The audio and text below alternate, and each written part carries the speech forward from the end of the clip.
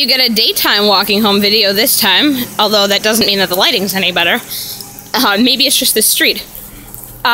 So today is Saturday.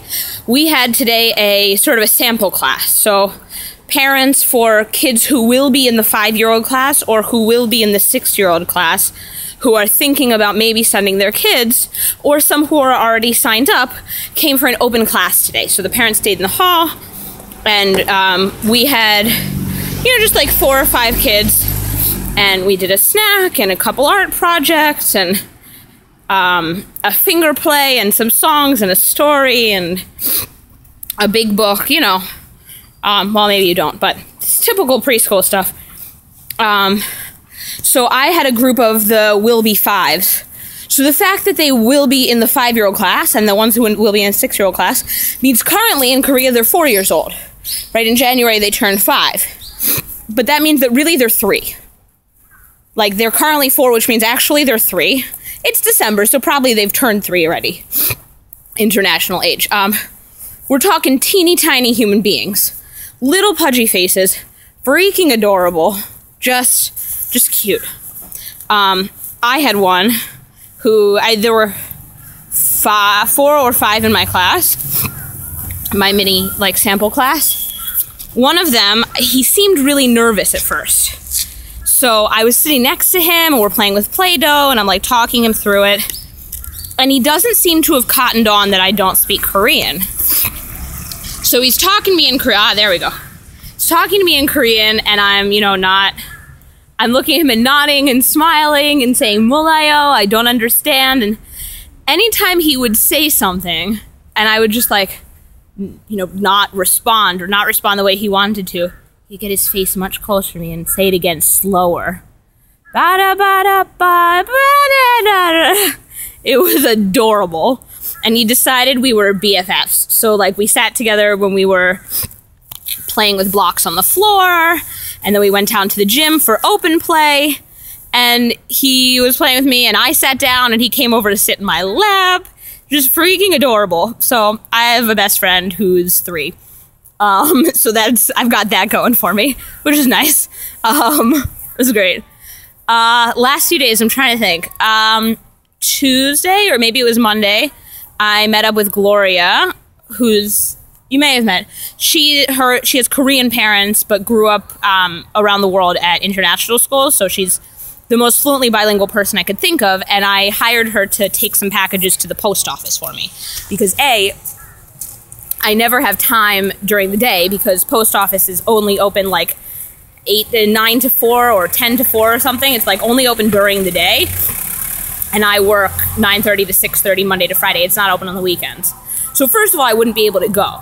But also, I knew that to send a letter, there's a machine that you can hit English and it talks you through it.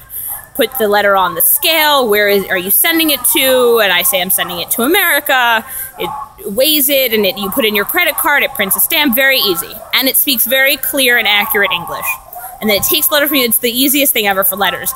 But I had some packages, which, by the way, I will update you on those before they arrive, I hope, if I get information on when they're arriving. But one is coming to your place, and it's not all for you.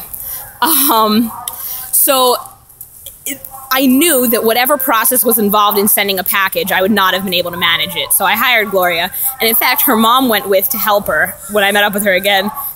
And she was her mom was that she would not have been able to do it. Between the customs forms and did I want to send it EMS post or did I want to send it that post, there was no way I would have been able to do it. That's Ryan being obnoxious behind me. Say hi, Ryan. Hello.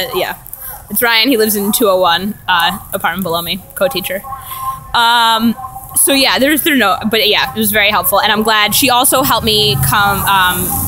She misunderstood the task. She came with me to a pharmacy, but one near her, which is an hour away, and not one near me. I need to get her to come to the one near me to try and explain the medications that I take and ask, are they obtainable in Korea?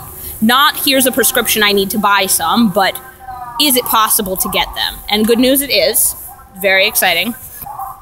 And, astoundingly cheaper. Birth control isn't free, because fine, but, the other medication I take is like approximately